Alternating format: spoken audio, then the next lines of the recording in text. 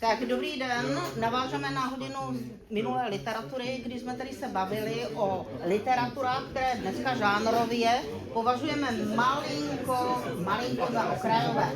Hovořili jsme o literatuře sci-fi a hovořili jsme o literatuře fantasy.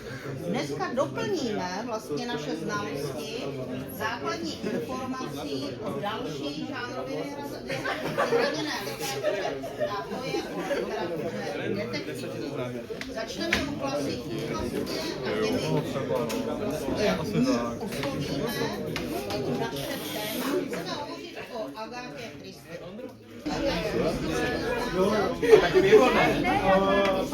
Já si dám Jane! Drží rekord vůbec nejdéle hrané divadelní hry. V londýnském ambasadorství proběhla premiéra 25. listopadu 52. Odstupce roku 1944 je to úžasné, protože má již 25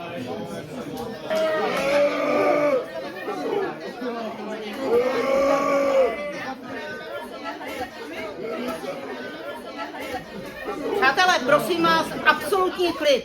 Tady už to opravdu vypadá jako v cirkuse.